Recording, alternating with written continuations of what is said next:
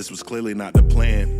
To be embarrassed, and I ain't living up to the standard that's apparent. No room for excuses, only improvements. But sit with me a moment before you jump to your conclusions on how we got here. We can start from the top, we can start with the sacks, we can start with the drops, we can start with the shots to a target that's draped. Regardless, let me talk about what's really at stake, and that's legacy. Trying to fill the role of the one that stood ahead of me. Whole city want the one took after me instead of me, and rightfully so, my homie like that. And let them tell it about me, I'ma be right back. Exchange my struggles for a rifle, that's a light pack. And I just smile and show humility despite that. Yeah.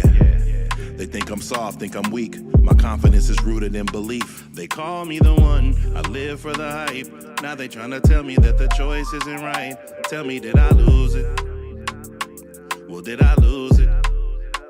I gotta be myself, don't care what they say, cause I'm the only person that can stand in the way. Tell me, did I lose it? Well, did I lose it? Once there was a man on a journey, made some fatal mistakes in a hurry, sent away from all of his worries, like succeeding what many saw was Billy Graham in a jersey, to the abyss, until he reappeared proven worthy. That was me, so I know where you been. What kind of sort of the difference is that you think it, but I knew I was him. Knew I would smack the competition that blend. Knew I would change the Carolinas and the league before the laces would spin. And it wasn't easy. They brought me back after releases if they didn't need me. And then they got you, and respectfully, the whole thing just felt like a waste. A press release about a trade they tried to play in my face. 7 years in the desert with no chance of escape. And a fan base that sees it as an utter disgrace. Just be patient with them, they don't deserve it. But it's on you, you gotta earn it. They call me the one, I live for the hype. Now they tryna tell me that the choice isn't right. Tell me, did I lose it? Well, did I lose it? I gotta be myself, don't care what they say, cause I'm the only person that can stand in the way. Tell me, did I lose it? Well, did I lose it?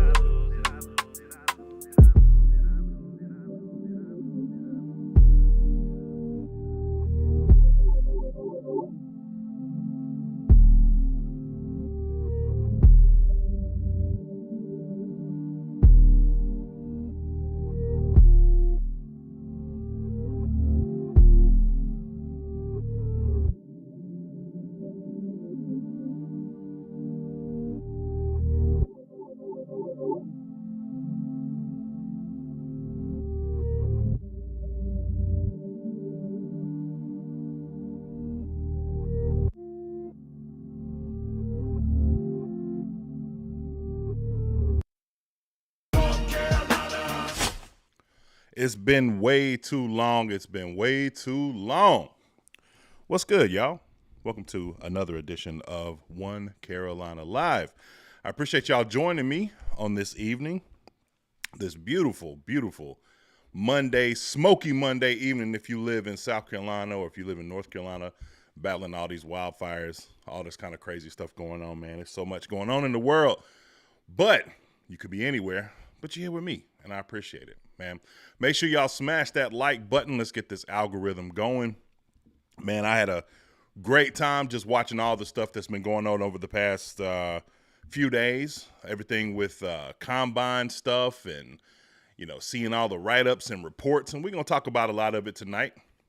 You know, some Panther news, some things going on as far as like changing in the running back room. And then I saw today that the tag was put on kind of killed our hopes and dreams for T. Higgins. If you still had those, if you're still holding out for that, looks like that's going to be something that doesn't come into fruition for us, but it's okay because I think we're going to be able to get, you know, what we need in tow as far as weapons are concerned. I'm as equally excited about seeing the players that we have develop. You know, I've been big on that. I've been paused, but I'm big on development, player development. Doesn't mean that you can't bring, you know, people into the room. Right. And you want to develop the room and make the room more, you know, robust, if you will. But I also think that it's important to make sure that you are doing the best job you can of developing the talent that you have so that they become, you know, substantial for your future endeavors. But wanted to shout out a few people in the chat. I didn't even know I had comments there for a minute. I had my chat. I had to re-pull the chat back up. I'm like, wait a minute, ain't nobody messing with me tonight.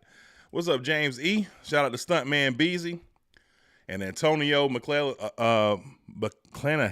I hope I said that right. And Nas the Toad. Salute to y'all. I'm sure there'll be more to jump in. Man, crazy weekend. You know, it was funny because I was, in the middle of watching all the things that were going on over the weekend. Probably the saddest thing that I'd seen, man. I saw a video of CIAA tournament in Baltimore. And, they had announced at the middle of the tournament during halftime of the basketball game that Angie Stone had passed away in a car wreck. And she was supposed to perform at the game. Angie's one of my favorite neo-soul artists, man. Just one of my favorite artists, period. As a matter of fact, it's one of my joints I absolutely love. Love this song by Angie Stone, man. Little flip of the OJs into our own song, man. I used to listen to that record with on a mixtape that I had. Man, it's just a tragic situation. So prayers up to Angie and her family. So I saw that, that kind of put me in a bit of a funk, for a while, but, just watching other football related stuff to get my mind off of it kind of put me back and set me back in tow. And so we're going to get to it, man. So I want to start here. I know a lot of people were talking about I had a back and forth with a good friend of mine on the phone about the Deebo Samuel situation and how they only gave a 5th round pick. Washington gave a 5th round pick for him or whatever. And he was pretty animated, on the text. I'm sure if he's watching me right now, he's probably like, man, I can't believe you're talking about this, but it is what it is. But, I personally think that the Deebo thing is cool for Washington, for where they are right now, especially when you have a Terry McLaurin in the building. The reason why I didn't like that for us, and I'm only going to speak about this briefly, is because I don't feel like we have enough establishment in our position rooms, at the wide receiver position, to be able to support bringing in somebody like that who would probably demand, to me, it almost feels like if we I'm not saying that it's the Deontay situation. I'm not saying that at all, right? But I don't think you bring in a Deebo Samuels and he not look at the production in the room and think to himself, you know what? Maybe I can become your go-to guy. He is as good a gadget guy as there's ever really been, right? But I just don't see him as that, go-to receiver. You're not going to play him primarily at X, at any point, right? So, I mean, I guess you could try that, but it wouldn't be the best suit for him. So that's why I didn't think he was a good fit for us. And I think in a lot of ways, we already kind of have a, guy that kind of does what he does, in some respects in Xavier Legette. Now, he didn't really get a chance to show that because he was kind of sprung into action as the X, but there's, kind of familiarity there. So to answer the question that was asked to me earlier, somebody had reached out to me, a subscriber had reached out to me, was like, hey, man, what do you think about the Deebo thing? And then I was talking to my homeboy. I was like, yeah, good for Washington. If we were more set up for, have more infrastructure for something like that, then I think that might be a good fit. But for the here and now, just not for me. I don't know what y'all think. You can comment on it yourself. Tell me what y'all think. Yes, Shannon, that was an absolute classic. Yes, love that record. All right. So let's get started. Combine. I'm one of those people that think that the combine is important. I know some people flip-flop back and forth. And I think it's because of the sensationalism that you see throughout the year, right? And sometimes a guy can come in, I'll give you an example. Anthony Richardson is a great example of this, right? Where the combine results, this guy looks like Superman, right? Vertical off the charts, broad jump off the charts, 40 off the charts, all that kind of stuff, right? Doesn't necessarily mean it's going to translate to, what he can do on the field at the next level. But I do believe that the combine shows you the traits that a person possesses, especially when the tape matches. And I think that's important. If the tape matches, that's really where you get okay, now I see man, I see what you were doing here, right? And you've got the tape to prove this, but then I can look further into it and see man, so not only does the tape match, and we're going to talk about a player specifically that, I'm bringing this up about, but the combine stuff was just as phenomenal. So the tape was great, combine just as phenomenal, right? So I want to go to a clip where Dave Canales was talking about his experience with the combine and some of the things that he looks for. Because I think this is important, especially coming from him, like just hearing the makeup of how he thinks about, like Dave Canales is so intrinsically, let me see how I'm trying to say this. He's one of those introspective people that you're just like, you could, if he wasn't a football coach, you could see him doing some really great things in life in other, areas just because of how deep a thinker he is. But I like that for us because I feel like that's more congruent than we've really had in a very long time, if ever, right? So like, I feel like this congruent thought, this deep thought goes from scouting to like Brant Tillis was talking very similar like this. Dan Morgan, when I watched some clips from him, was talking like this. And I think that's important when you're overall evaluating players, not necessarily to get caught up in like traits or if they specifically fit like your scheme, but more deep diving into the actual player himself to see what kind of person that guy could be for the team, not just short, but long term. And he said something right here that I found very interesting into like what he looks for as far as like the in-depth conversation when they're going through interviews. So I'm going to play this right here. Check this out. You mentioned the player interviews. What matters in those? To me, it's about self-awareness. I want to make sure that we're asking them questions and giving them space to show us who they are. They can be very guarded and prepped for these interviews. But if we can just talk about football and I can ask a guy, tell me your football journey. I want to hear a really well-organized timeline, kind of, here's when I started playing. These are kind of some of the critical people that have impacted me. I love to hear when a guy says, when I was in the 10th grade, we were playing against such and such, and they had this player, his name was so-and-so. And to me, this was kind of a test to see if I really had it, and I crushed this guy. And I kind of knew at that point, I can really do something with my career. I love to hear answers like that. Why? This is if a person can have a really detailed story going backwards, I believe this is a person who can have a really detailed vision going forwards. And Ooh, boy, that's a bar. Shout out to Dave, man. Hey, listen, I'm going to tell you why this is important to me. Because so many guys come into the league predicated on talent. Man, I need to see, when I hear him talk like this, telling you, like people ask these questions, and sometimes there are people in life that get jobs that they're not even qualified for yet. How do they end up getting those jobs? Because of answering stuff like that, right? I don't need to know how long you went to school and how dedicated you were. That's great. I don't even need to know how qualified you think you are based on the schooling or even former job opportunities. I need to know how vested you are. How vested are you in what we're getting ready to potentially offer you so we can see like long-term projection, right? And to me, when you're asking these kind of questions and you're really asking more from like, okay, how deeply vested are you in football? That's what I love about where we are as far as coach, quarterback, GM. You got guys like Dan Morgan is vested. You know what I'm saying? Dave Canales is vested. The proof is there. Long before they were even, in their current positions with the Carolina Panthers, they've got proof of being vested inside the NFL and what makes an NFL team potentially, we hope, great, right? Because they've seen it before, right? So when you have that kind of perspective, I think that's the reason why you have guys like John Lynch, that goes in and is able to Ozzie Newsome, because they know, like, look, yeah, from a football perspective, right? When the guy's talented, you just can't overcome that, right? Or sometimes it's just hard to like look past that, I should say, right? And we'll talk about a player that one of my guys, y'all. And I know if my boy RB Dub watching, Real Ball watching, I know, man, they killing my guy out there, man. But we'll talk about that in a minute, because sometimes people can be like ultra talented and then it not necessarily like match personality, character, things like that. And I do think sometimes you got to be able to work with that, because you don't find a lot of super, super talented people in any field.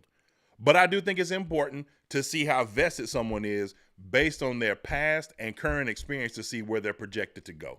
So I thought that was fascinating. But let's listen to a little bit more of what Dave got to say here. And they will maximize their potential. They will find their best. They will become as good as they're supposed to become because they have a grasp of their story. They have like kind of an epic sense about them, you know? Or the guys who kind of like, I've just been talented and like, here we are. It's like, I don't know if this guy's going to – he may be a good player. I don't think he's going to be a great player because he doesn't know where he's going. How many of those have we seen? I hate the name drop, but there's one in particular I think about all the time. There was once we drafted a guy that was forgive me if I have the conference wrong. Big 10, Big 12, one of the two, player of the year, defensive player of the year. His name was Davion Nixon. Super, super talented guy in college. Don't know. I can't say from a character perspective because I don't know Davion like that to see why it didn't work out. But I was shocked. I'll be honest with you. I was shocked to see a guy that productive in college. I mean, what Davion Nixon was doing in Iowa that year is similar to some of your favorite names that you're seeing at the defensive line position this year, right?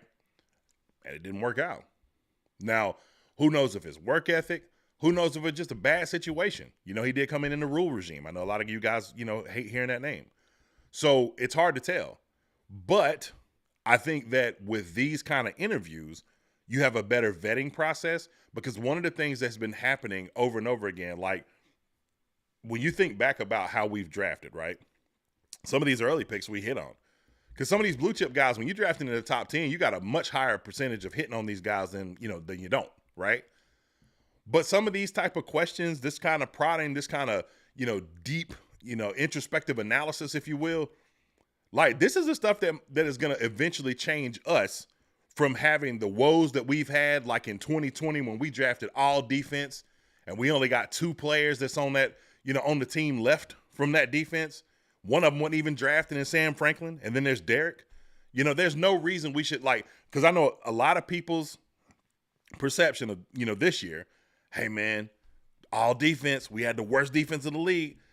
I ain't with it. I'm just telling y'all right off the rip. I am not one of those guys you're going to hear pounding the table. As a matter of fact, I'm probably going to have some, opinions about the 8th overall pick that y'all might not agree with tonight.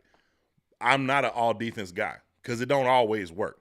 Now, if you draft right, of course, but I love that, I was listening to Brant Tillis earlier. I was listening to Dan Morgan earlier. I don't have that clip, but I was, just kind of going through and re-listening to some of these interviews from the Combine, and they're very big on hey, we're trying to set ourselves up from a free agency perspective. We're trying to set ourselves up where we don't have to do that, where it's not okay, if you decide to go after, let's just say, Tet McMillan falls, right? Or you have another player in mind. Maybe it's a player that some people think that shouldn't be drafted till the 20s, right? And you're thinking man, this guy would be there at 8.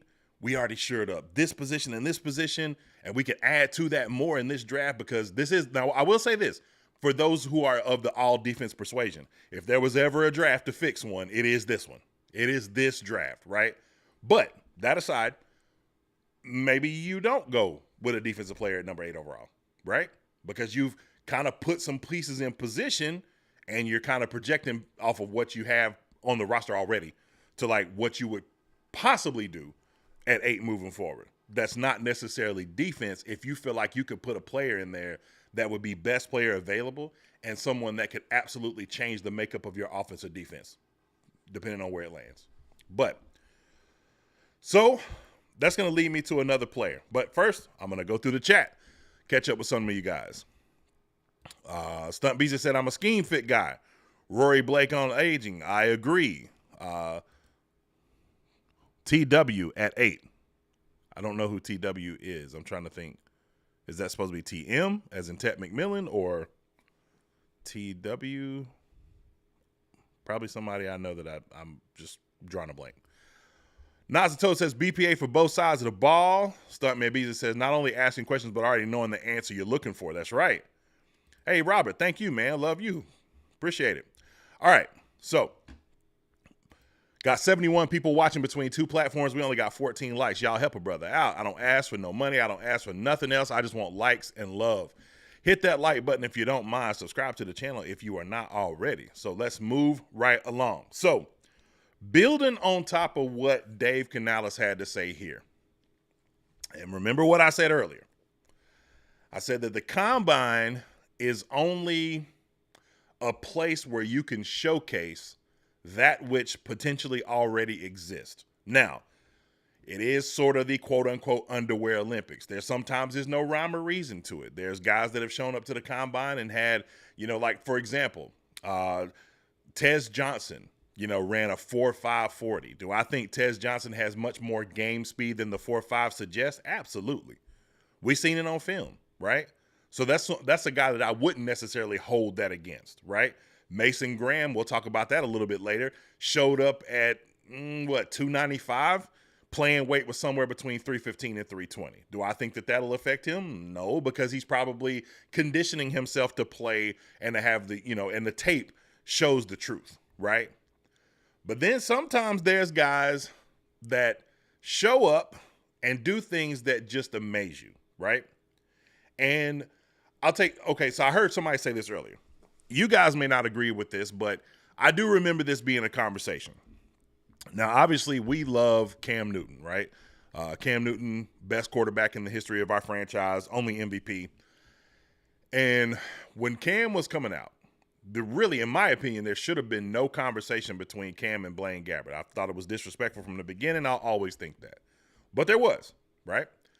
And Cam, for as great as his college exploits were, had some real, questions, footwork questions. I don't think personally character questions, but some people call that into question. But I thought it was more footwork, maybe vision, things like that, because he was just a freak athlete, so he could, kind of rely. And obviously we saw a lot of that put to bed by what he done week 1 against Arizona, and, that kind of, dispelled that argument. But going into the combine, there were questions, right? And then Cam came to the combine and had an unbelievable performance. And then the things started kind of rising, like, okay, Cam might go number 1, right? You got a quarterback-needy team, 2-14 team, Jimmy Clausen at quarterback, Tony Pike at quarterback. Hell, Armani Edwards even got snaps at quarterback that year, right? So, like, it would make sense. Luck's not coming out. Hey, this guy, give him a shot. This might be your guy. I think they were sold on him as soon. Those interviews, seeing the broad, like I said, the 40, the broad jump, throwing drills, all that kind of stuff. I think Will Howard just did himself a huge disservice. I think Will Howard still is going to be a solid quarterback in the NFL. I don't know if it's going to be backup, worthy. I know people like Shedeur came out and said, hey, man, you're not throwing to your receivers. Yeah, I mean, none of these guys are really, so I don't know that that's enough of an excuse. But, hey, look, I don't play the position. He would know better than me. But Cam was able to come in and do something that helped boost him to the point where it was like undeniable, in my opinion, like, yo, this is the number 1 player in the draft. Like, and there's some dogs that went in that draft, man. Von Miller went in that draft. I think JJ Watt was in that draft. So there's some guys, right? But I feel like Cam, I mean, even when you look at the photo, I remember the photo of all the draft guys standing together, Radio City Music Hall, and you just saw Cam, you just like, he just looks the part. Like, when you think about football, that's what you look at. Like, when I think football player, there's certain guys that I would think like, okay, if you put football player in the dictionary and there were pictures beside them, I think of guys like Lawrence Taylor, you know what I'm saying? Cam Newton, right? John Riggins, Jack Ham, or, Lyle Alzado, like just these monster dudes, man, like playing this grown man's position, you know what I'm saying? Grown man game, I should say, right? So, to the point. I'm having a hard time with this, y'all. Help me with this. Because I'm starting to see what I look, Real Ball Watcher, if he watching, I hit your inbox, dog. I hit your inbox last week. It might have been week before last. I hit him up. I said, hey, man, because he my eval dude. That's who I trust. When I watch anybody that talks about tape, I got like 3 guys that I watch and 1 that I could contact on a whim. And I'm like, yo, homie, tell me I'm tripping, man. Tell me Nick Emmanwori is not the best safety in this draft, dog. Am I tripping? And then we saw this past week. The pick is in at number 27. In Mel's Mock 2.0, the Baltimore Ravens select Nick Emmanwori, safety, South Carolina. Mel, talk to me. He is not only a freakish talent that we knew would be dominating the combine, which he did. 6'3", 220, runs a 4.4, 38 43 vertical. Talking about a 4.38 as well. 4.40, 4.38, 43 vertical. At that size, are you kidding me? That's rare. You don't see that. The kid's 6'3", 220. You say, well, how did he produce? Was he a one-year wonder? No, he wasn't. He had 85 tackles back in 2022, 71 2 years ago, and 88 this year. That was more each year than Malachi Starks had. Did you hear what Mel Kiper just said? This is not a one-year thing. It's not a one-off. Each year than Malachi Starks. 88 this year. That was more each year than Malachi Starks had. 71 2 years ago and 88 this year. That was more each year than Malachi Starks had. As many interceptions career as Malachi at 6-6. Didn't have quite as many pass breakups, but tackles was more than Malachi all 3 years. Okay, when he was at South Carolina, Malachi was at Georgia. And I say that for this reason. When you're looking at Malachi Starks from Georgia, who is 6'1", Eamon 6'3", Malachi's 197 pounds, Eamon 220. Eamon ran 4.38, Malachi ran 2.45s.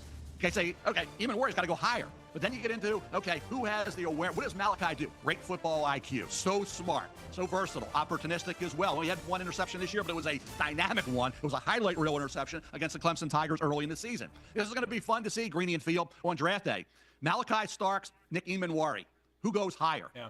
In this mock, I had Malachi Starks going in the middle of the first round to the Colts. I had Eamon going to Baltimore. Right now in Field, I haven't gotten this confirmed from my NFL friends. I might flip that now. No. I might have Eamon up in the middle of the first and Malachi down to Baltimore. My Ravens, who I would love to see get Malachi Starks, right? I love the kid, but based on 3 years of production, unbelievable workout, I got to believe right now Eamon goes mid-first round and maybe Malachi drops to the late first. Field, tell me if I'm wrong. Well,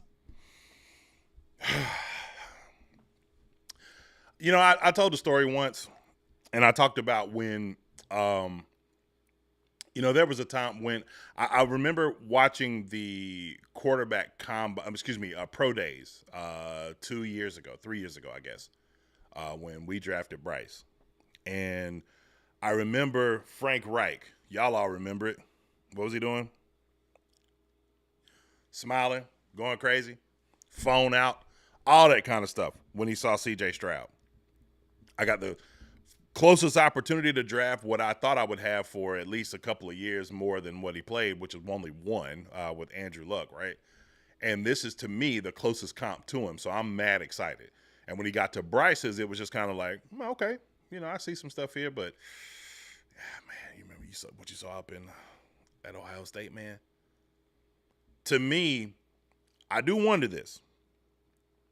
I wonder when Dave Canales is watching tape, and when scouts bring him information, and he was there, they were in attendance, Dan was there, he was in attendance, when they're watching what this kid was doing at the combine, I do wonder if he harkens back to somebody that he had familiarity with and seeing on a roster at one point, because there ain't a few of these guys that have ever existed doing what he did at that height and size, and it's him. Because in my head, I said this. I told everybody that knows me, I've said the same thing too. This dude reminds me of Cam Chancellor. I know people say Kyle Hamilton, stuff like that. I'm like, nah, man, this dude is ridiculous. So here's my question. Cam Chancellor was drafted in the 5th round. This guy has an opportunity to be drafted in the top 15, right? Call me crazy. But if that card gets turned in and his name is on it, are y'all going to be upset? I'm not saying I'm banging the table for it because I'm not at that point at all. But what I will say is that I can't unsee some of the stuff I saw on tape. Ask me how I know, being a Clemson fan. So I live in the area where he plays, so I got to watch every single game. I watched the game against LSU, right? I watched all their games this year. He was everywhere on the tape, everywhere on the field. I get it. There's some potential issues. None of these guys' tape is perfect, right? But if I'm going off the traits and the tape matches, man, it's hard for me to unsee that, y'all. If I'm crazy, tell me I'm crazy. I'm probably going to drop the link later, so if y'all want to tap in and give me some feedback on this, cool. But, man, 6'3", what is he, 230? Cam was 225. Dave Canales got to see that up close for a number of years.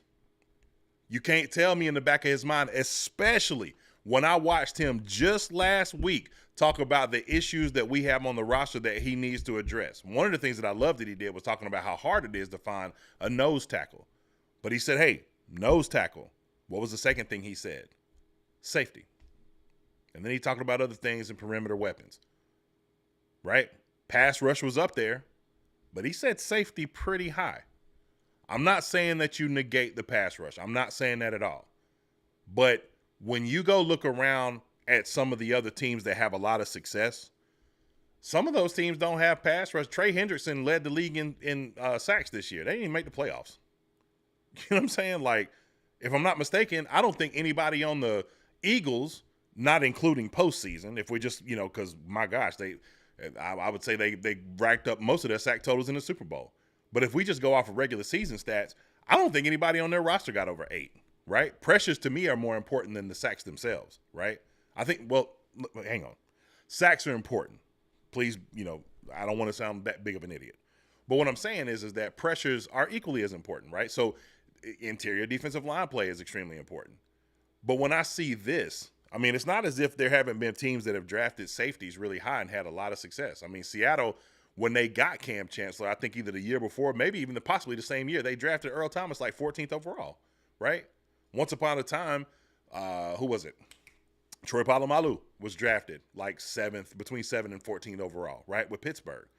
So it's not out of the realm of possibility to see a team do this. And I know some will be like, well, man, you really ain't got your pass rush figured out. Yeah, you're right. You're not wrong at all. But I heard Adam Schefter say something that I believe wholeheartedly. There's probably about 6-7 guys in this draft, in my opinion, that are like, you cannot pass on, right? If Mason's there at 8, we're not passing on Mason for him or nobody else, right? I don't know if Tet, maybe, I doubt it at this point now, but maybe Tet, right? But Travis, Abdul, I know Abdul's got some issues with some health, right now, and potential, like, is he going to have surgery or whatever like that? I saw something to that degree. I'm sorry, I don't know that fully, right? Y'all can help me out in the chat. But guys like that, Travis Hunter, you know what I'm saying? Like, those guys fall, then it's a different story. You know what I'm saying? Like, one of those guys fall, you're probably going to take that guy because of just the sheer talent, right? But, man, after that, like Adam Schefter was saying on Pat McAfee's show, after that, man, really past 10, they kind of all lump together. A lot of them are lumped together. I mean, think about it, right? When we talk about pass rushers, Abdul Carter is the creme de la creme.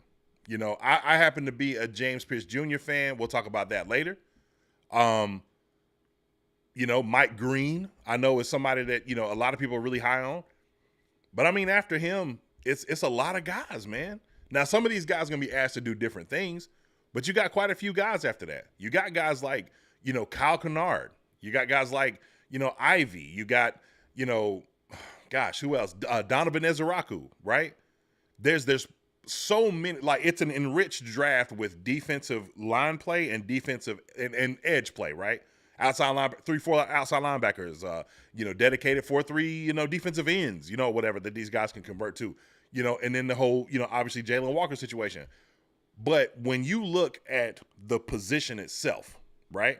Each position, is there anybody in your mind, and tell me if I'm wrong, is there any of these guys in your mind, not named Abdul Carter, that is a physical anomaly and the tape matches, in your opinion, like this guy?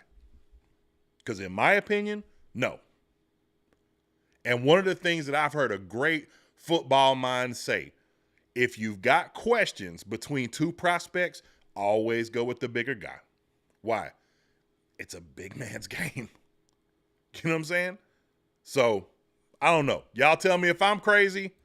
I'm going to go look at the chat, see what the chat is talking about. All right. My man Doug said, John, my guy, yeah, I really think this combine draft class is fire. We can't miss out. I agree. Should have had that pick 6 against LSU too. Spurs up. My man C3 Anthony, what's good? Says he's one of my favorite sleeper wide receivers, but stock is, I don't know who y'all talking about. I'll come back to that later. Mario said, trade back and take Emin Worry, please. All right, check it out. Personally, bro, I'll ask you a question. Based on the stats, based on what has happened in his career now that the cement is dry. Pro Bowl his second season, Pro Bowl his fourth season, All Pro, next year All Pro, year after that All Pro, right? What pick would have been too high to take Cam Chancellor? Because I can tell you, in my opinion, none. There is no pick to take him too high. So if Nick Emenworry is your guy, and I'm not saying that he is, I'm not hung up on where people think he should be drafted. If he's my guy, I'm taking him. Period. If it turns out, I will not be surprised. It's not going to shock me in the slightest that when they get to pick 8, I'm not saying it's him or some of the other players that we might talk about tonight, but it wouldn't shock me in the slightest if it turns out to be a guy like this, right? Because then the next guy you would want to think about, we'll talk about in just a second. But I want to show some more love to people, man. All right. So IE says, PJ, that vertical is the combine really hurts my inflection of him. Thoughts on Shamar? Seems to be a polarizing prospect right now. Yeah. Shamar, Nick Skirton is another one. You know, the thing with those two guys, man, is like, and I'm leaning more on what I see a lot of people that I respect that talk about with those guys. Shamar and Nick Skirton, to me, were victims of scheme, right? Now, I will say that there's an offensive lineman that I saw, the Armand, the guy that ran like the 4.91, freak of nature dude, right? And a lot of his tape was shown, against Shamar. And, it was not the best outing for him, to say the least, right? But for Shamar. And there wasn't a ton of sacks. But when you're drafting, it's like Mykel Williams, for example. There's word that's starting to come out that this guy might be just an absolute elite prospect. Maybe that's a guy that they see and they're just like, you know what?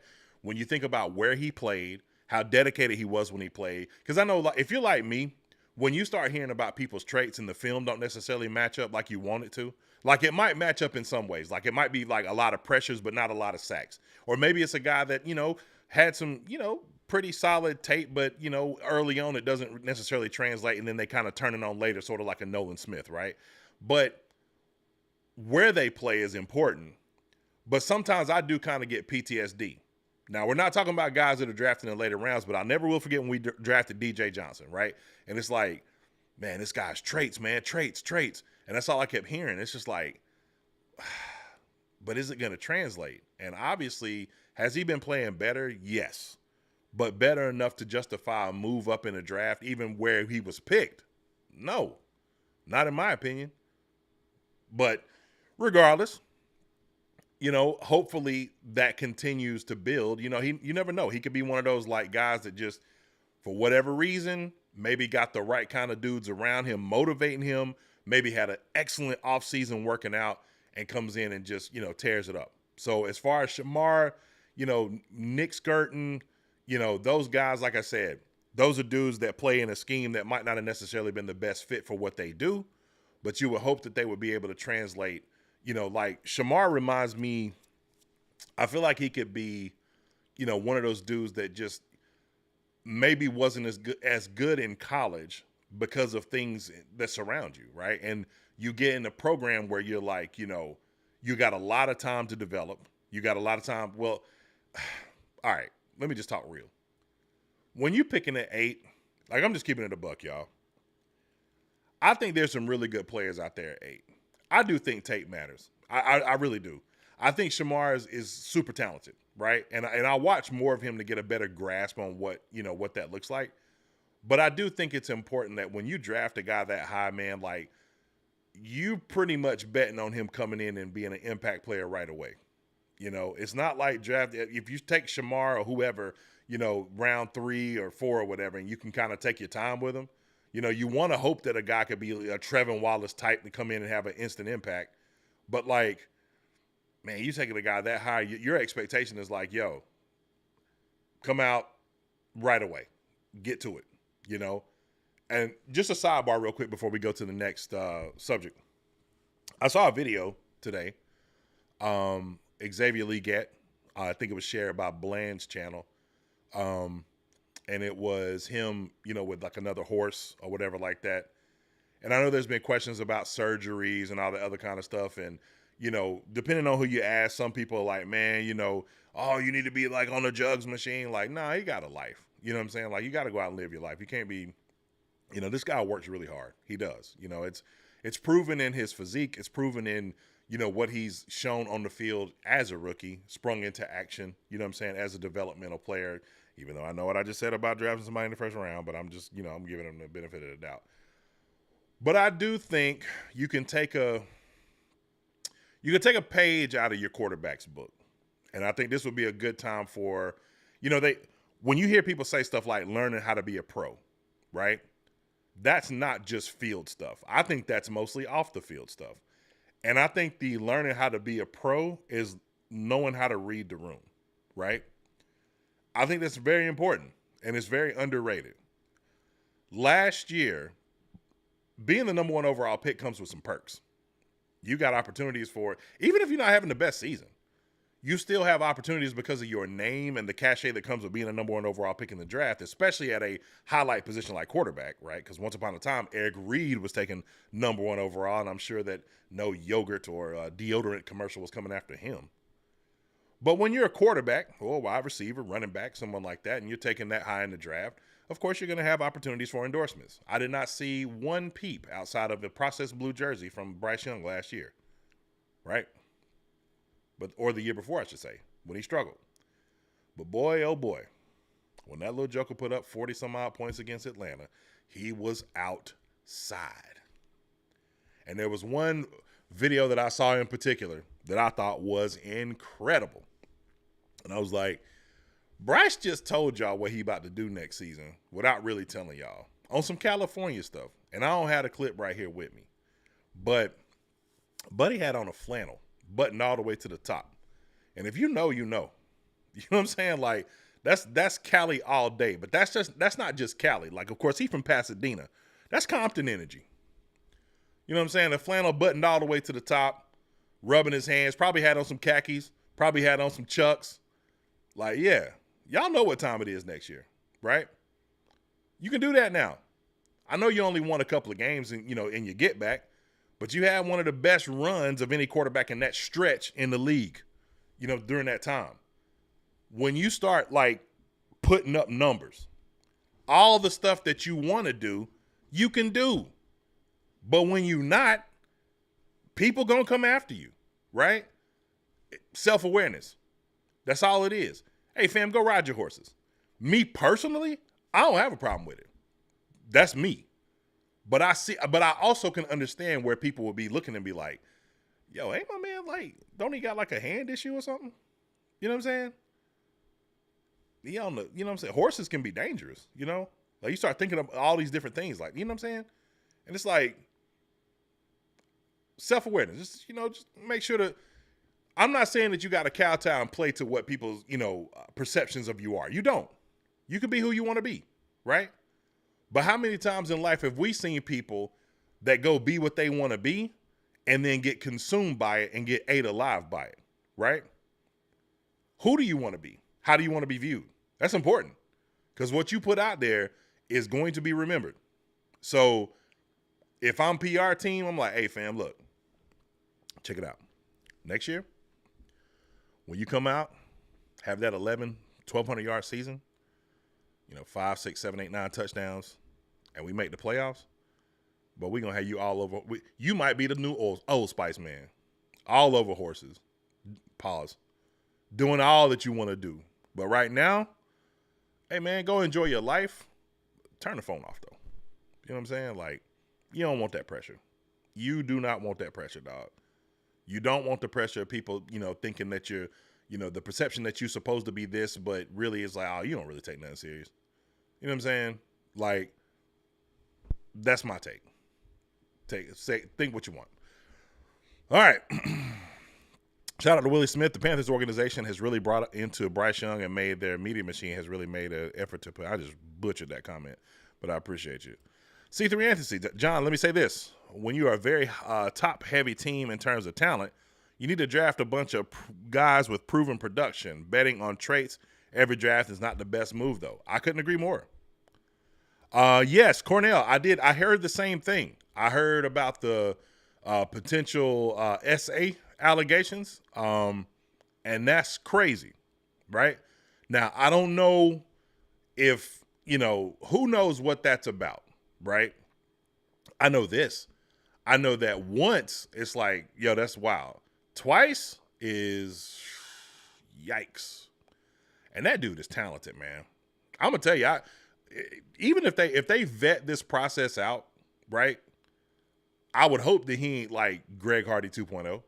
But if they vet this out, man, and they do run the card in for him, I mean, I ain't going to be mad at it. That's a talented brother.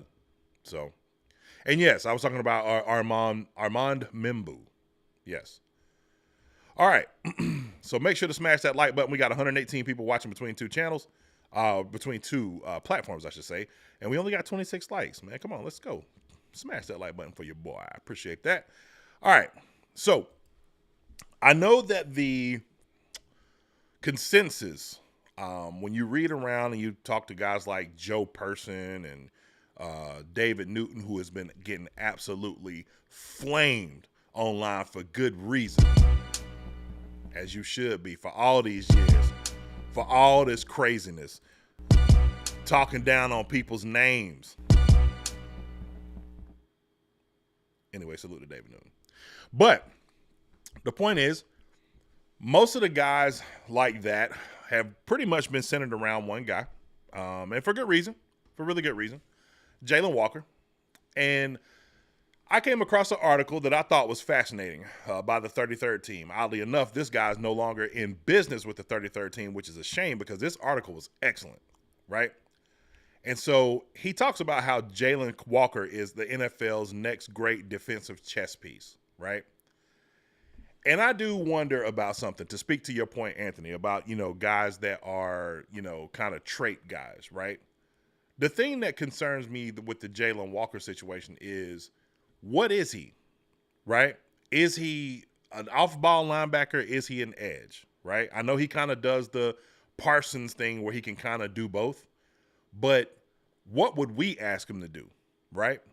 Now, I think that this article gave a good snapshot into what could potentially be asked of him in this defense, but you have to gauge that on how much you believe in Ejiro Evero, which I would say at this moment is probably not a lot. All right, but let's get to it. So the 2025 NFL Draft offers franchises seemingly endless opportunities to add quality pass rushers, blah, blah, blah. You wouldn't take someone like Marshall's Mike Green or Boston College's Donovan Ezeraku, who I love, by the way, and play them as a base end over top of tackles all the time, just like you wouldn't take Arkansas's Landon Jackson, ask him to play a wide 9 scheme. Penn State's Abdul Carter is rightfully perceived to be a hybrid mix that could shine early in early opportunity as a universal talent. Then there is Jalon Walker. Walker's not a universal talent, but should be considered a hybrid mix of traits, skills, and potential fits. I do like that. I like hearing that. At the same time, though, I also like guys that are like dedicated to their specific position. But you know what? If it works for them, it works for me. Here at the 33rd team, we're in. On the heels of the Senior Bowl, Walker ranked 10th in our latest big board update. A lot of people like this guy.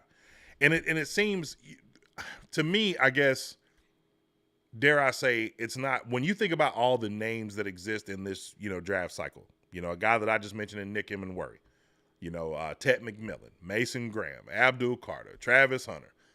It's not the sexy pick, right? But it might be the right one.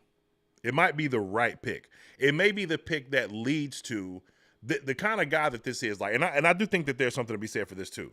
Like, one of the things that I've heard from the likes of the David Newtons and Joe Pearsons and others, right, is that, and I'm gonna say Joe Pearson. We're gonna leave David out of this. But one of the things that I've heard more than anything is that this guy is a football savant, right? Smart player to match with, a lot of intangibles, a lot of great athletic intangibles. So it's not as if you're not drafting a bum, you know what I'm saying? But to me, I guess I'm trying to just understand it more. So then I leaned on an article like this to kind of help me to understand that and be like, okay, well, I could see where this could work for us, right? Walker isn't the tallest or the longest pass rusher in the class at the NFL Combine. That honor may go to Texas A&M Shamar Stewart, y'all's guy.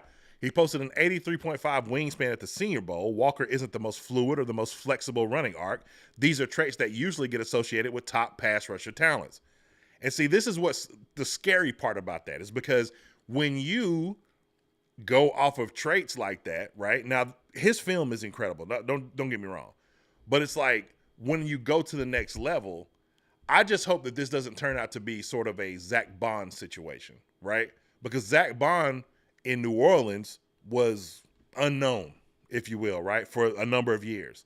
And then Zach Bond in Philly as an off-ball linebacker became a superstar and probably going to get paid big bucks in this free agency class.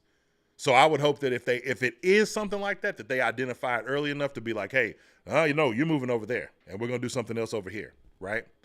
However, at listed 6'2", 245 pounds, Walker boasts explosive power that is potentially unrivaled among his peers. His natural leverage due to his shorter frame allows him to play under alignment's pads and create displacement with his rushes. Is it possible that he could be, if asked, because this is what I think about too, the thing that a lot of you guys that are talking about the Shamar Stewart stuff and the, Nick Skirton stuff, right?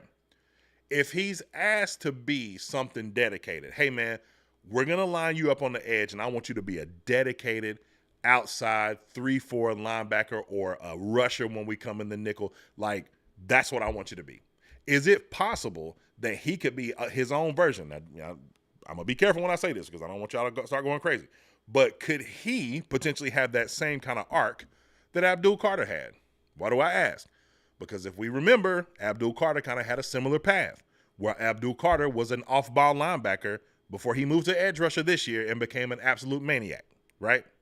So is it possible that when he gets to the next level, they see some similarities and they're just like, oh, we can do that with him here.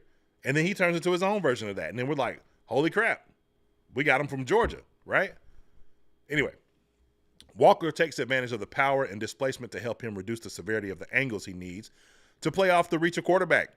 And thanks to consistently well-placed hands, Walker often wins the first contact with his power reps through a long arm stab or speed to power conversion. I hear that a lot. Speed to power, right? Important for a pass rusher. You can't tell Walker's story by only framing the pass rushing profile, although 19.7% pressure rate in 2024 certainly isn't bad. Absolutely not as bad, especially when you kind of go down a little bit and you see that Abdul Carter posted 19.5 in comparison, and James Pierce, my guy, posted 23%. Walker's alignment, versatility, diversity of skills, and hybrid skills are a big piece of who he is. So this is really where we get into the meat and potatoes of what they're talking about as far as his versatility is concerned and how he could potentially be a superstar. It's important to recognize that some of Walker's reps from Georgia won't correlate to a consistent role at the NFL level. The Bulldogs would mug Walker into interior gaps as a linebacker and have him shallow stalk and spy the quarterback.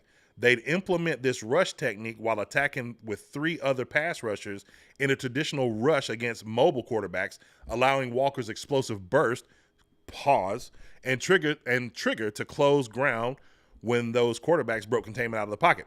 A role like this can be helpful in situational opportunities, but shouldn't be considered a consistent week-to-week opportunity. I think that's important. Yet his resume still shows a robust range of alignment and stylistic rush wins. And here's some little bit of tape to boot. So when they talk about, you can see he closes, man. This dude is an athletic freak.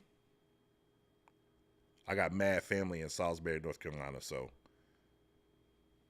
salute to Salisbury. So this is him basically as an edge. It's not bad, right? You can see it's there, even at the position that we covet so much. But when I think about it,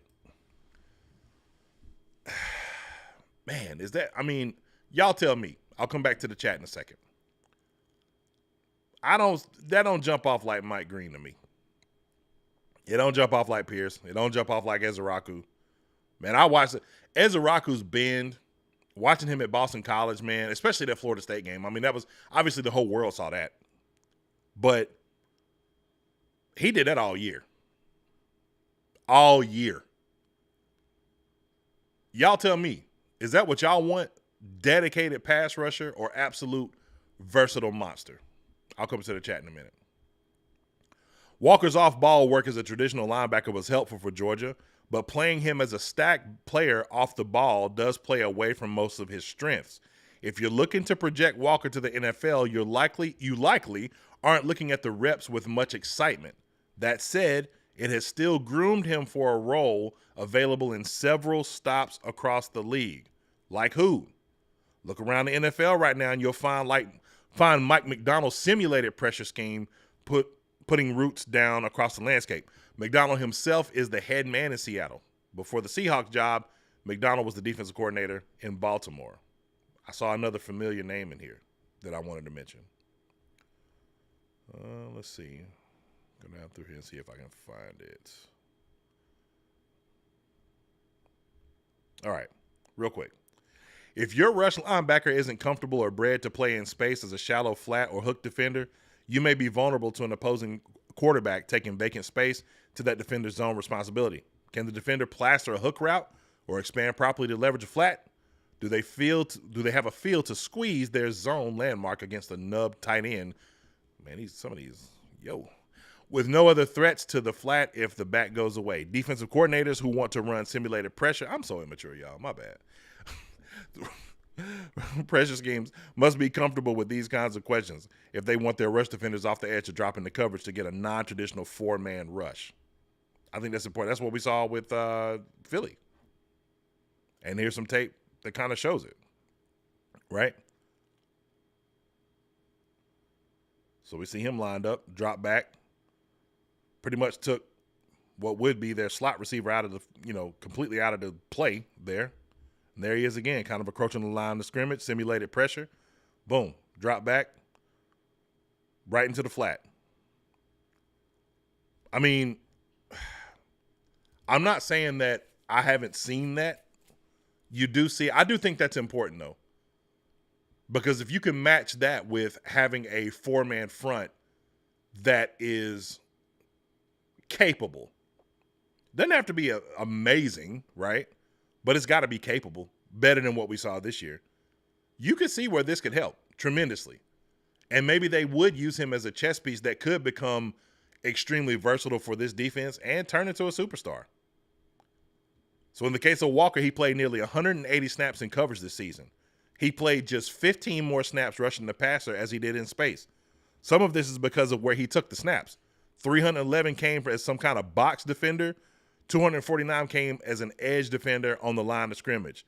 These numbers should skew more heavily towards playing in the edge in the NFL.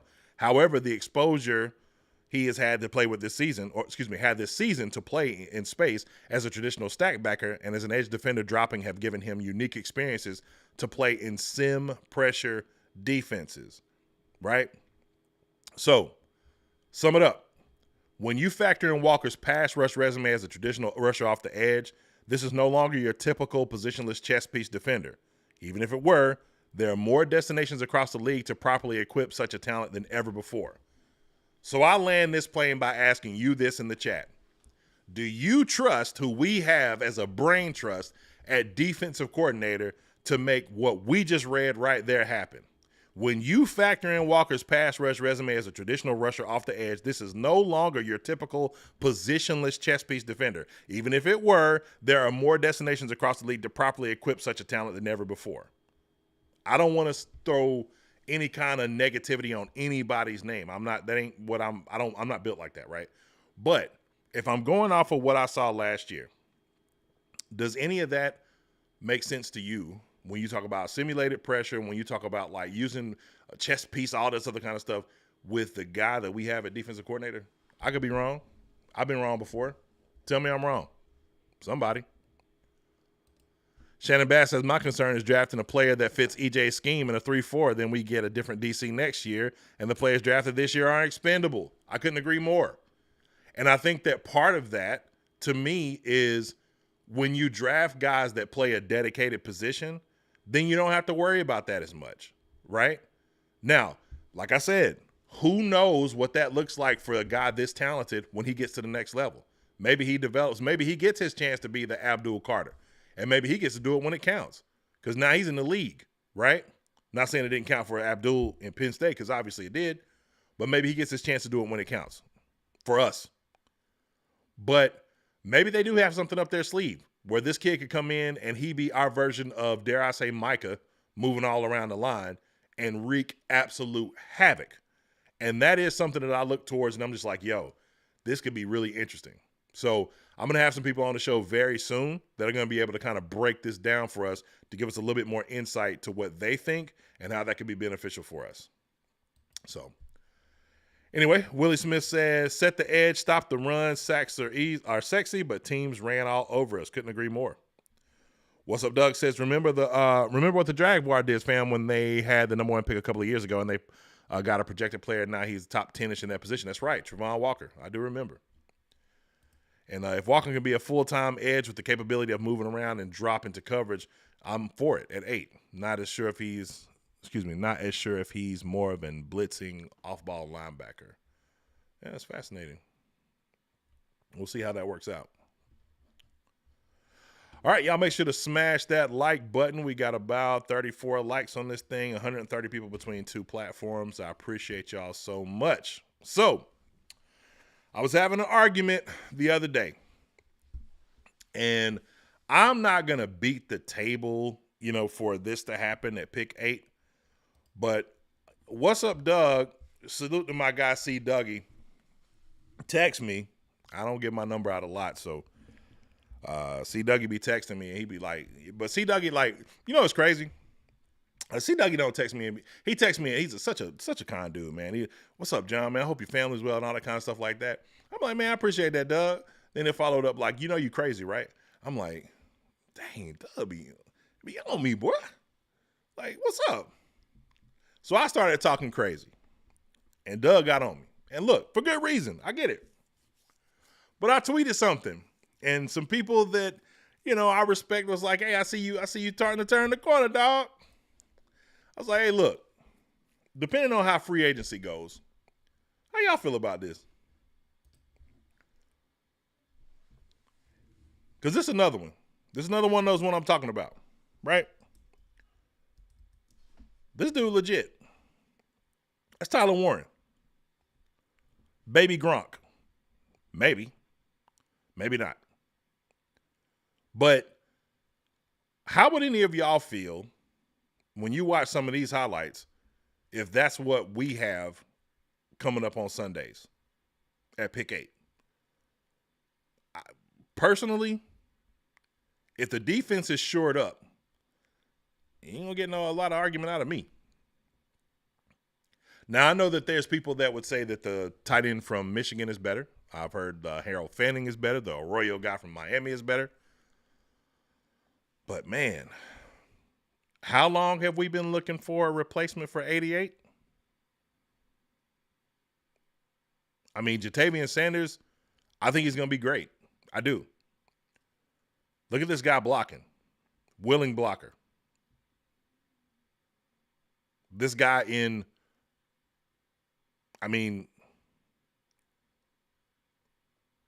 that looks like Witten. That looks like, I don't know, man. It'd just be really hard for me. Like, again, this is another one of those times where I was talking about Nick Emenworry, right? I'm no expert, but when I watch guys that look like this play football, and they look like, like when you see guys that do this to other grown men, there's something to be said for that, right? Their offense completely changed this year, mainly because of him. Drew Aller might fall off a cliff next year when this guy's not there. I put out a poll, and a few people had a lot to say. His name wasn't really the, obviously the most popular out there. Jalon Walker's was the, clear winner. Mike Green about 15%. But Tyler Warren got some votes, 8%. I take them odds. Tech McMillan at 22%, so he was second in the lead. And there was a few other players that I didn't put up there, guys that I would probably, if I switched this thing now, I'd probably change out and put up there. But I don't know. How would y'all feel about that? Nas Atoe said he was the guy for Penn. Shannon Bass said, I honestly prefer Warren over Tet if we were to go offense. I would agree with that. I like Tet. I do. I think I do have some questions, with Tet. You wonder how much of what he does as far as getting open is manufactured touches, which, don't get me wrong, you have to manufacture offense for any player on your team, right? Or at least you would hope that they would do that. But, you saw a lot of motion from him. He doesn't necessarily win, one-on-one on the edge a lot. So, I mean, what's he going to do against press man when he's faced up against even someone like JC, in practice, right? That'll be interesting to watch.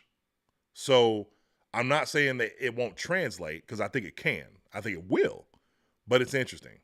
But to me, the safety blanket for a quarterback is a tight end. And if you have one that turns into a formidable one, if this is such a, pick that they would even look at, this could completely change the trajectory of the career for your young quarterback, right? So I think it's something to consider. Not saying that I would, but it's something to consider. And then I saw this, just like I talked about, Mason Graham. I don't know if this is possible, that Mason Graham will fall this far. I highly doubt it, right? But source said, played at 320 as a sophomore, 315 this past season, came into the combine at 295. I think he had some issues with injuries, and that was the reason why he couldn't play, or whatever that looked like. I'm not sure, but either way. And then this was one of the last things that I saw, and this was troubling, because I just saw a comment. Justin Mabe said, I prefer James Pierce Jr. over Walker. Personally, I do too. I've been a big fan of James Pierce Jr. Big fan. And then I saw this, and it was a head scratcher. This is from Draft on Draft. It says James Pierce Jr. may fall further than you can imagine. Now, is this a hit piece? I don't know. I would hope that this isn't true, but there's some stuff in here that I have questions about based on what I saw this year at Tennessee. Everyone knows how athletic James Pierce Jr. is. He came into the season as one of the analysts' top prospects in the class from a summer scouting. But his junior year in Knoxville did not go as planned in 2024. And it's interesting because coming into the season, and I've argued this before, right? When you go back and you look at the stats from last year, this did look like a guy. I mean, people were talking about him going number one overall. Now, for what it's worth, there were people talking about Carson Beck being the first quarterback off the board. So we always know how those preseason, analysts go, or preseason projections, if you will, right? I was told that the Tennessee football program could not only breathe easier once Pierce left campus, but that his pitch count in SEC play was not injury related. Man, look, I got a good friend, Brad, and I can remember talking to Brad about James Pierce Jr. really, really early on, right? Early in the season.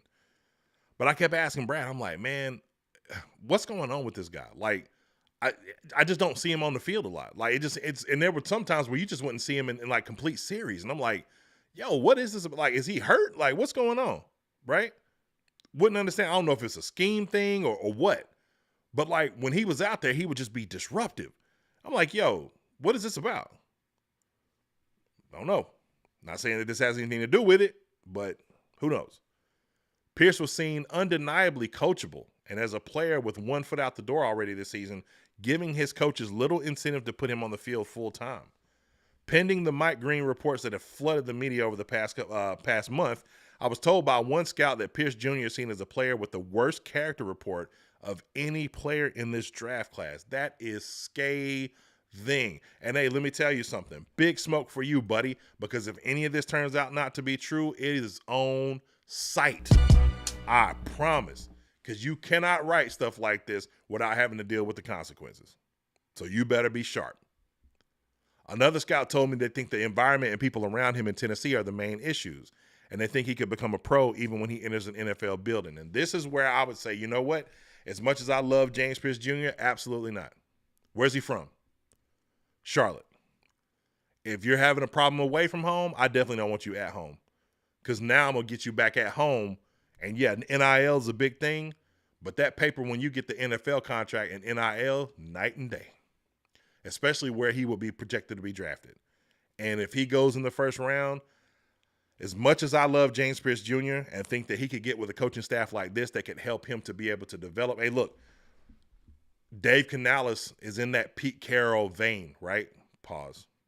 But he's in that Pete Carroll kind of players coach kind of guy, you know what I'm saying, can kind of get through to some of the rougher exterior guys, Marshawn Lynch, Michael Bennett, you know what I'm saying, some of the, kind of crazy attributes, Richard Sherman and Earl Thomas, you know what I'm saying? I feel like you have a guy like that here that could kind of maybe talk to guys like that and reach them on a level that others might not be able to reach them. You know what I'm saying? They could Phil Jackson them talking about, things with, old Indian heritage to Dennis Rodman and piquing his interest or whatever. When in Detroit, they were looking for him to be more buttoned up. And in San Antonio, they told me he was going crazy when he started dyeing his hair, right? So he kind of possesses a little bit of that trait to be able to get into the psyche of these guys and be able to offer them something that could make them see further than just what's in front of them, right? But that's hard to do at home. Man, that's tough to do at home, y'all. I'm sure y'all know that. You've seen the story way too many times, right? And if any of this stuff is true, I don't know if the juice will be worth the squeeze. Because I'm going to tell you, this dude is talented. This dude is super talented. When I look at him at, really filling out into his NFL body after, NFL workout programs and stuff like that, I see freakish Javon Curse kind of, talent, right? But is it worth going through that if any of this stuff turns out to be true? And the answer to that would be an emphatic no, especially not for coming home. I hope this is not true. I think James Pierce is a phenomenal talent. I hope none of this is true. I hope it's all not necessarily true, because sometimes people are going to talk. If people don't like you, people get jealous, they're going to say different things, right? But what I would hope is that it's not as egregious as some of this stuff suggests. That it's more, maybe he rubs people the wrong way. He might be a little arrogant, all that kind of stuff. I mean, when you're that talented, should you be humble? Absolutely, right? But man, look, you talking about guys that get paid millions of dollars to play a game that most of us would play outside for free before Thanksgiving dinner. You know what I'm saying? Just to have fun with the guys. And when you're talented enough to do it at a high level like this, especially when you are a catalyst at helping to turn around a program that's been in the dumps for more than a decade, and you see that team start to turn around, and you come there to add to that tradition at Tennessee, it's easy to see how these guys become a little bit, ahead of themselves and a little bit more sure of themselves than they maybe should be, right? But if none of this other stuff is attached to it, as far as overall character concerns and things like that, to me, when you get guys like this, I feel like Saban was the master at having guys like this come into his program, and then they be so terrified of him that they would just kind of fall in line but still keep their edge, right? So I'm not saying that there's anything on Josh Heupel. I don't know him, or I don't follow him enough because I'm not a Tennessee fan, but I do just find this weird stuff like this is coming out. So I don't know. Anyway, let's go to some of the chat.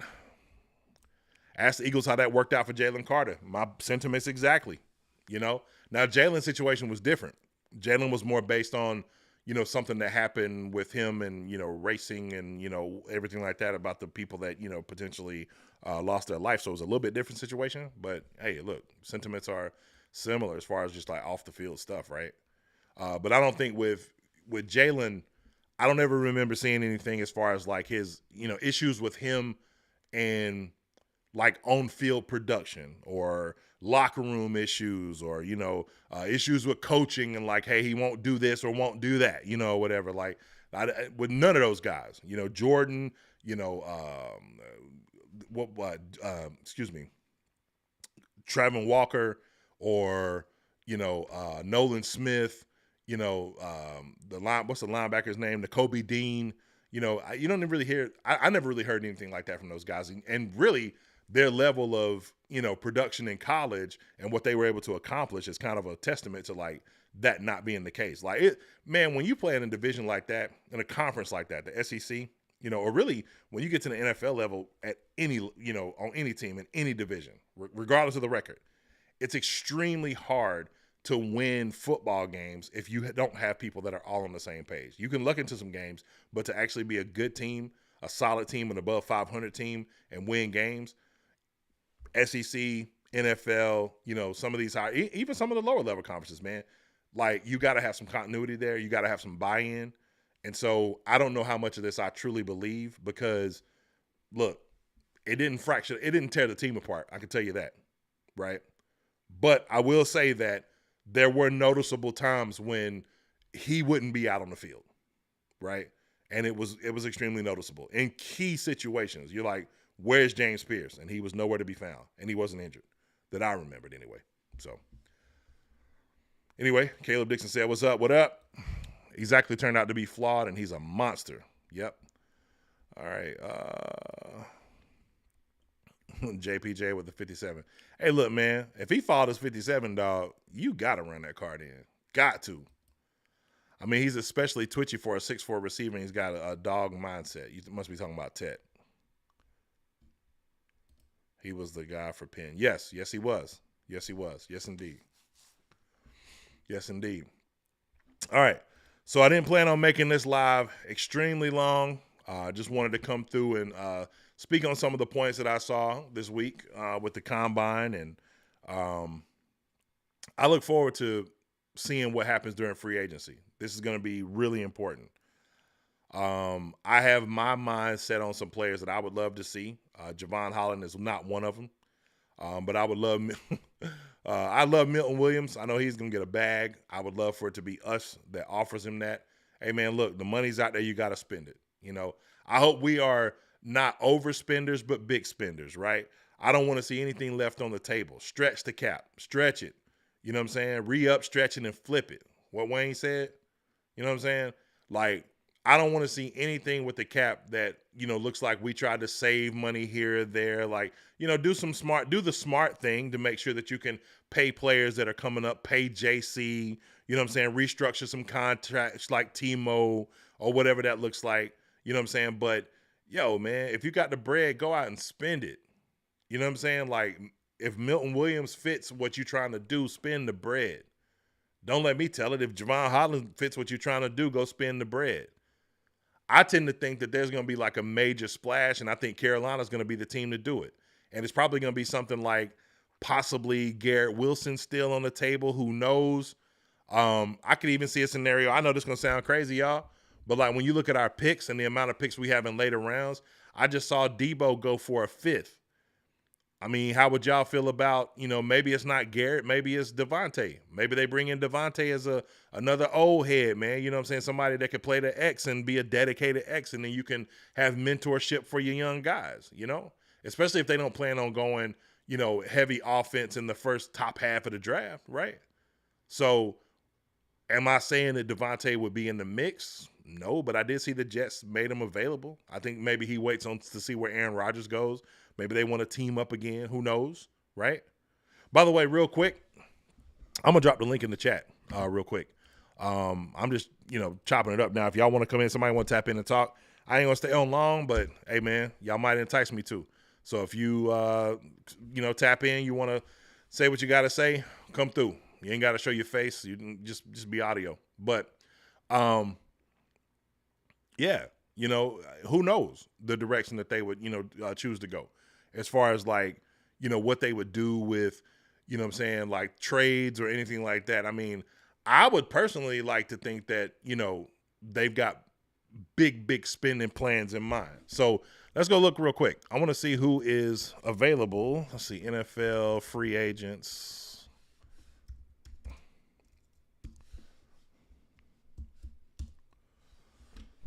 All right, look at your boy. They're free agent in last year's draft class that would be 3rd and 4th round picks in this year's class. That's crazy. Salute to Smitty.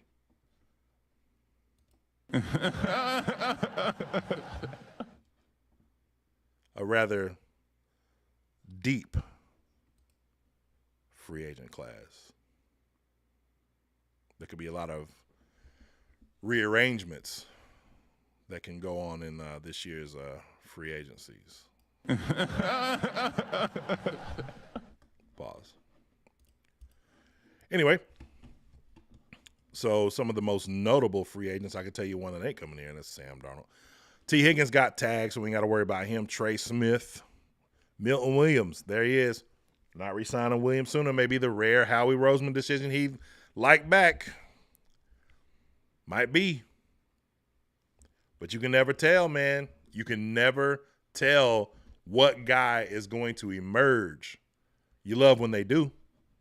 You love when they do. But you can never tell which guy is going to rise out of the ashes, man. It looks like Milton Williams might have been one of those guys. And he was a menace in that Super Bowl. Zach Bond. I've talked about the Zach Bond situation. I think Zach Bond could be excellent. My question is, though, is like, okay, if you bring him in, you're taking snaps away from somebody. And he doesn't – Zach Bond's not doing the Jalon Walker thing. You know what I mean? Like, you bring him in, he's your off-ball linebacker, right? And so are you willing to take snaps away from Trevor Wallace and his development? Are you thinking that Josie Jewell's not going to last? I mean, you got rid of Shaq, you know what I'm saying? So who knows which direction, that would go. But somebody tapping in. Yo. Well, came and went. So tap the link again if you want to come through. Somebody named Ant hit the chat. And if you want to come back again, man, try it again. But anyway, as I was saying, Zach Bond. One of the things that's fascinating about Zach Bond, this is what I love. And I think I might have said this to you guys before, right? I can remember once upon a time, I was listening to, I was talking to Captain Munnerly, and he was telling me about, I asked him like, okay, this was before the NFC Championship. We were talking about, our predictions for the game. And I was like, man, what do you think is going to happen in the game? And, he gave me his predictions or whatever, which he was actually pretty right. Like, he kind of hit it on the head. And this was behind the scenes. And I was like, yo, what do you think about, like, Chin and what happened with him last year here with Avero and, where he is now and all that kind of stuff? And, in the NFC Championship game, like, he kind of got exposed a little bit. You know what I'm saying? And I was like, man, I can remember TD going on TV, and he was mentioning to me, he's like, yo, I worked out, quote, past tense, with Jeremy. And, there may have been some conversations about a change of position. But I remember, I don't remember what show I was watching. I'm sure it was NFL Network. I'm sure he was making an appearance on NFL Network, but it could have possibly been like one of those like Panther, I can't remember what you call the Panthers Huddle or whatever. And it was on like my local TV channel or something, but I thought it was NFL Network regardless. And I remember TD being on that show saying like, yo, he had made a plea. Like he made a public plea on the show. He talked about how he talked about it behind the scenes. Like, yo, Jeremy moved the linebacker. And I'm like, man, that would be fascinating. Cause if he did, I feel like he would be Zach. I think if he really made that decision to move the linebacker, you might see him have that same like emergence in the career where he would turn into an absolute menace as a linebacker. Right now, whether or not he would actually, be willing to do something like that is, another thing. And, who knows if he even really fits the bill, but I think he would. I mean, if you got a guy that's telling you to did the same thing to do it, then that stands for something, right? So it'll be interesting to see who the next Zach Bond is, right? And I love when guys like him are successful. I was thinking about this with, some of the like later rounds corners that we may potentially have an option to draft. Like, I think Kobe Bryant made a name for himself at the combine. Is going to definitely move up the board some. Melo Dotson, another guy that I like. There's another kid from, I can't remember the kid's name, from Florida State that'll be down there in the later rounds. And it's like, they just gave in Philly Darius Slay the, pretty much getting ready to give him the boot, right? And it's like, I don't know what that means for Cooper DeJean. I don't think that means that he goes to, primary outside corner. My guess is that he probably will stay where he is because of how talented he is there. But like, if you're scouting and then you're getting ready to draft and you draft a guy like Kobe and it's just like, yo, let somebody like Cooper DeJean be your guy, man. You know what I'm saying? Like, you may get drafted to a team. I personally like Mike Jackson, so I'm not in a rush to get Mike out the room, right? I feel like Mike to JC is what Brandon Browner was to Sherman, right? So I'm not in a rush to get Mike out the room. So if you draft a corner that would be more primary outside, especially in position coming in from, college, would it be such a burden to ask that person like, hey, man, why not be a nickel? You're going to see a lot of time. You might be really, really good at it, right? And let someone like Cooper DeJean be your guide. That kid's a superstar. You know what I'm saying? Just won a Super Bowl. Made a huge play. Pick 6 in the bowl, right? Let somebody like that be your guide. You talk one of these guys into something like that, you might have something on your hands. You really might. All right, so I don't know if Ant tried to tap back in or not. I got the link out there still. Kenneth Field said, due to the San Francisco contract, Ayuk is too high. Couldn't agree more. D. Tice, what up? C3 says, it ain't working. My connection is bad. I'll get you next time. Okay. I don't know what's going on with the link, man. You know what I'm going to start doing? So I switched. I'll be transparent. I switched the software that I use to do my lives and to do my videos with because I like the professional, look of it.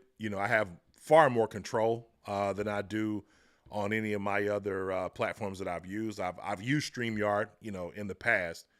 And I know StreamYard is probably the better, application for having multiple people, show up at one time because it's much more user-friendly from that perspective. This one, I would say, what I use Ecamm for, it is far more for just, like I said, quality level, broadcast opportunity. Everything that you see, I built, from my logo to, my background, my borders, everything, right? And so I like having that ability to be able to, kind of freely create how I want, right? And I don't really have that same kind of opportunity on StreamYard, and it doesn't really give me the highest quality level, right?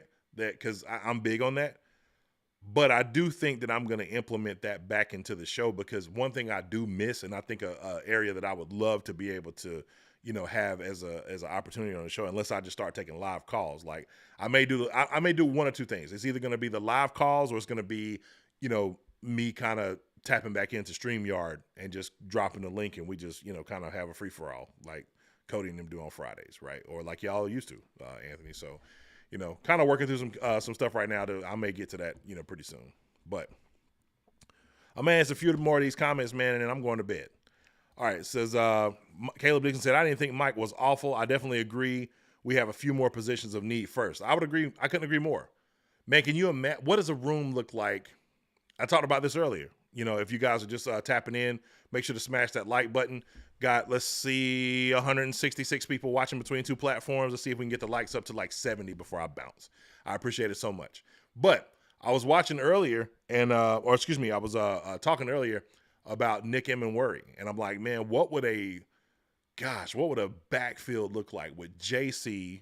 Let's just say JC, Nick Emmanwori, Xavier, Mike Jack, Shao Smith Wade as your nickel.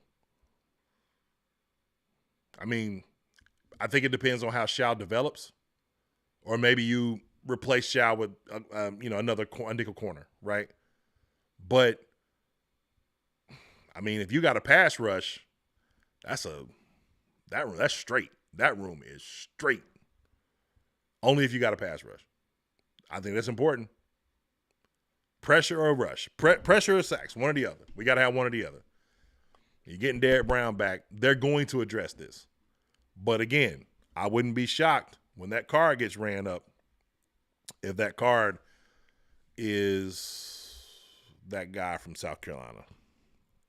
I ain't gonna lie, man. That would just, man, I know people have difference of opinion when it comes to him, man. But if this guy, man, when you got a dude, I heard Field Yates say this. Let me see if I still got that queued up.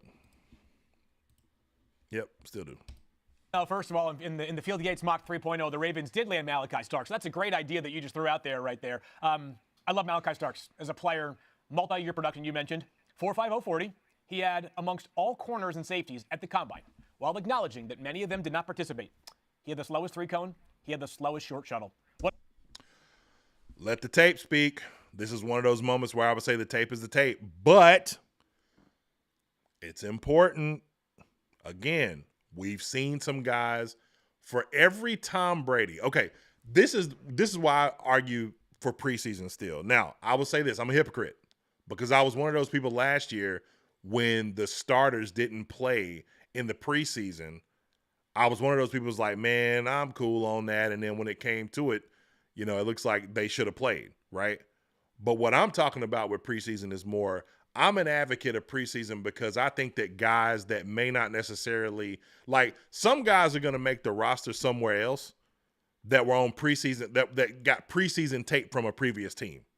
So I think those fringe guys, or even some guys that got some stuff to prove, your Terrace Marshalls, your Bravion Roys, your Davion Nixon, as we talked about earlier, those guys get an opportunity to put some meaningful film on tape. Some meaningful play on tape for it to be shopped around for their next job, or for potentially, if they get diced, for the coaching staff to look back and be like, you know what, let's give them another look. I feel like Jalen Coker is the prime example of that. Everybody remember seeing that bomb from Jake Plummer. Same thing he done in the Dallas game. We do not see that in Carolina often enough. We used to see it all the time. We saw Cam Newton do it the first game of his career to Steve Smith. You know what I'm saying? Quarterback, sees the receiver, breaks containment, whatever, press one-on-one, and he wins, and boom, bomb. How many times have we saw that lately? Before, like at any time after, let's say P.J. Walker and DJ Moore, or, Sam to Robbie Anderson. It's just not something you see. Big plays, explosive plays in our offense. It hadn't happened, a lot lately, right? So, yeah, talented guys, man. That's it. That's what we need, talent. What do those measure? They measure explosiveness and also, more importantly, change of direction. I think, and again, it just takes one team to throw this askew.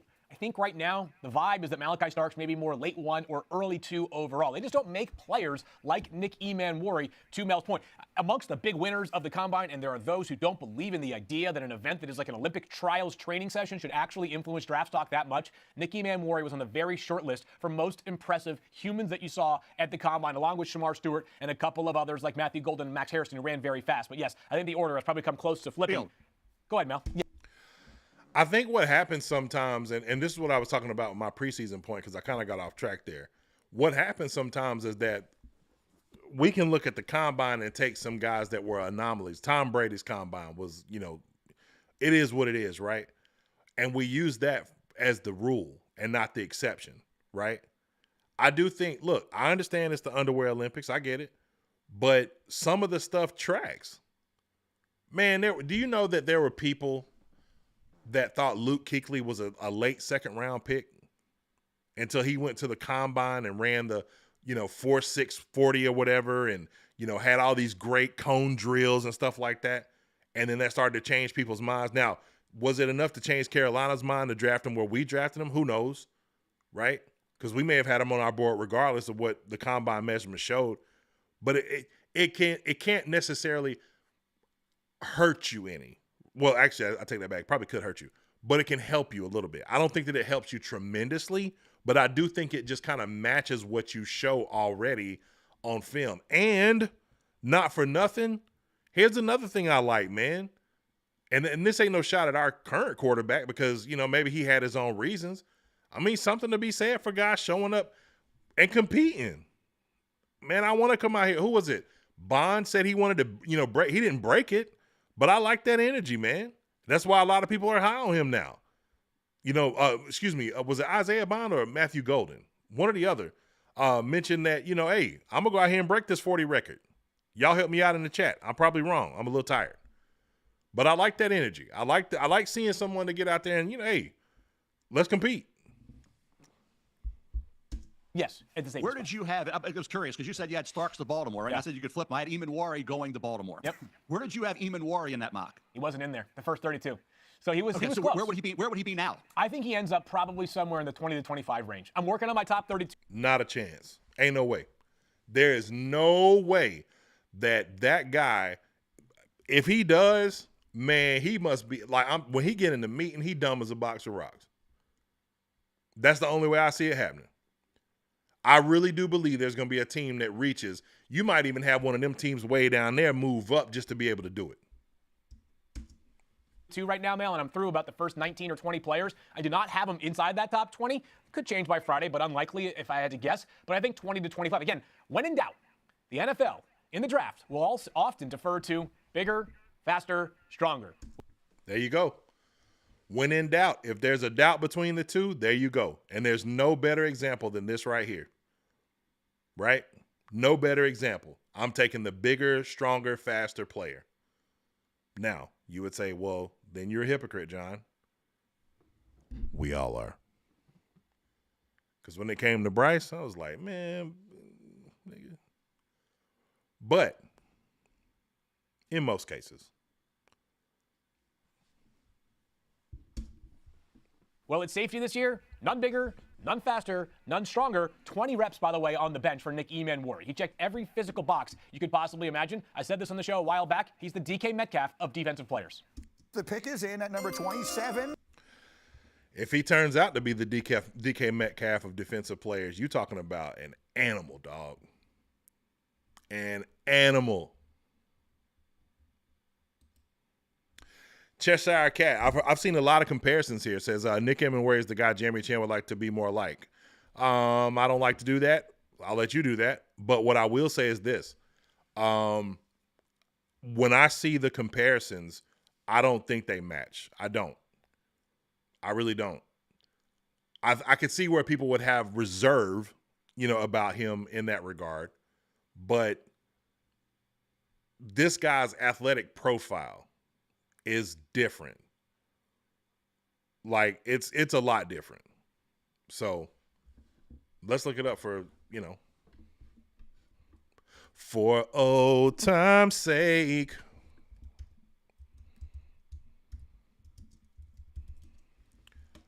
Jeremy Chin. 6'3", 220. It's a different 6'3", 220. Boy, was I wrong.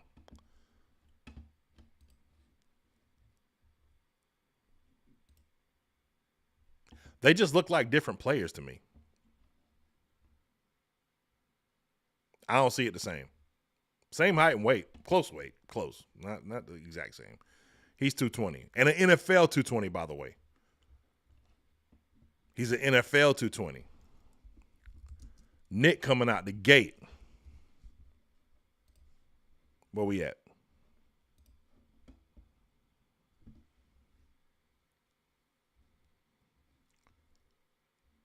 I'm coming in 220. I saw a different weight somewhere. I saw like 230 something. I could be wrong. Oh, he from Irmo. He from the crib. That ain't far from where I'm at.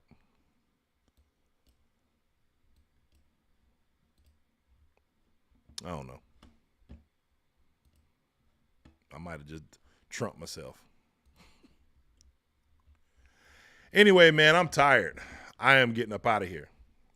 Make sure y'all smash that like button. Like I said, the next time I show up live, I got a lot more content that I'll be putting out soon. But the next time I actually show up live, I'm going to have some sort of method that we can interact with one another. Pause. If you do such a thing. But I do appreciate y'all showing up tonight. Smash that like button. Make sure to subscribe. Like the video. Man, we are so close. So close, so close. This is going to be one of the most meaningful off seasons that we've ever had. And I think that the reason why it's going to be so meaningful is because coming out of this off season, I think that we have the skeleton in place to build an absolute monster in the NFC South. And the rest of the NFC South should be extremely concerned because the Carolina Panthers are on their way upwards, as we saw at the end of last season. So Y'all be safe out there, man. Rest in peace to Angie Stone.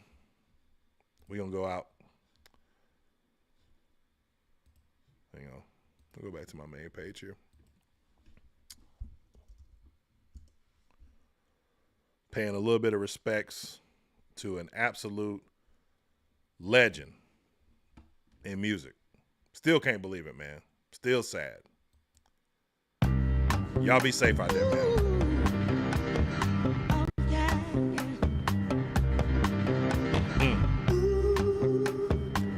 Prayers up to Angie, man. Y'all have a good night. John from One Carolina Show. I'm out.